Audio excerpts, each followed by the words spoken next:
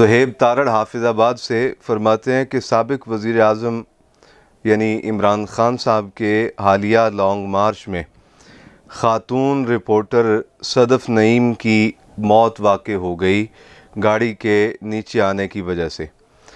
तो ये हादसा है या कत्ल है, असल हक़ाइक़ क्या है, इस पर हमने बहुत से वीडियोज़ और बयानात सुने हैं, लेकिन आपकी राय का शिद्दत से इंतज़ार है। देखें, मैं इस हवाले से दो बातें अर्ज़ करूँगा और आखिर में सुप्रीम कोर्ट से, पाक फ़ौज से और हुकूमत वक्त से एक अहम मुतालबा भी करूँगा। और मुझे यकीन है इंशाअल्लाह ताला कि ये मुतालबा 22 करोड़ अवाम के दिलों की आवाज़ होगा, उनके तसव्वुरात का आईना दार होगा इंशाअल्लाह ताला।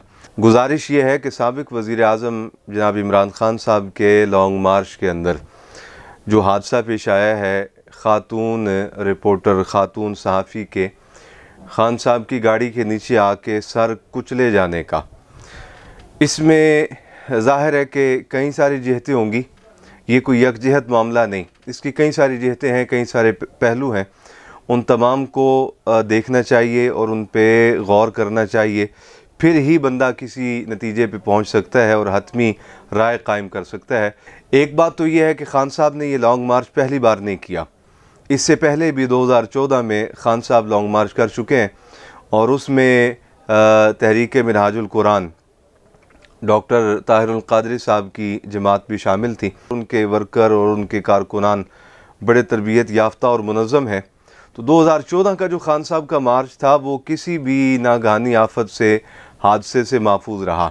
इस बार चूँकि ख़ान साहब अपने बलबूते पे लॉन्ग मार्च कर रहे हैं, तो हमने देखा है कि कोई ख़ास इंतज़ामात नहीं, बस हुजूम है एक।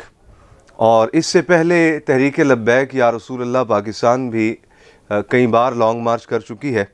उनका लॉन्ग मार्च भी बड़ा मुनज़्ज़म होता है, अलबत्ता हुक्काम बाला की तरफ से उन पे जो तशद्दुद ज़ुल्म किया जाता है, बल्कि जुल्म के पहाड़ तोड़े जाते हैं, उसकी वजह से जो कुछ खून बहता है। अलबत्ता उनके इंतज़ामात बड़े शानदार होते हैं।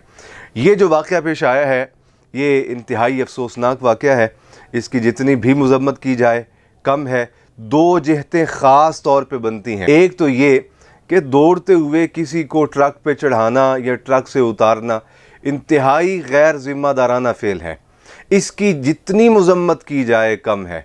हमारे यहाँ जब गाड़ियाँ सफ़र करती हैं लोकल ट्रांसपोर्ट, वो भी अपनी गाड़ी को रोक के फिर सवारी उतारते हैं और सवारी बिठाते हैं। लेकिन ये अजीब एक मंज़र देखने को मिला और सुनने में आया कि चलते ट्रक के ऊपर चढ़ाया जा रहा था ख़ातून सहाफ़ी को और उनकी टीम को।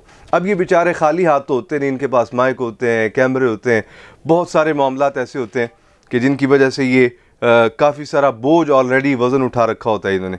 ऐसे आदमी के लिए कि जिसके कंधों पे बैग भी हों, वज़न भी हो, कैमरे भी हों और उसे दौड़ते हुए कहा जाए कि आप इस पे चढ़ जाएं, तो ये बज़ाते ख़ुद न सिर्फ़ एक गफलत है बल्कि बहुत बड़ा जुर्म अज़ीम है।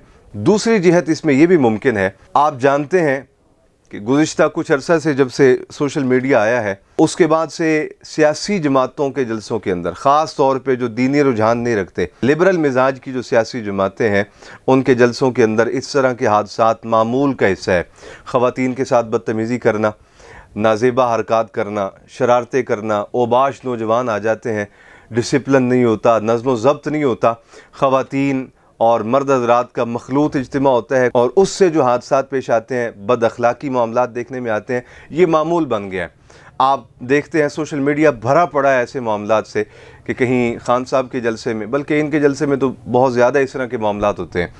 मियाँ साहब के जलसे में भी यही मामलात, ज़रदारी साहब के जलसे में भी यही बद अखलाकी के मामलात और नाज़ेबा हरकत के मामलात जो हैं वो सामने आए हैं।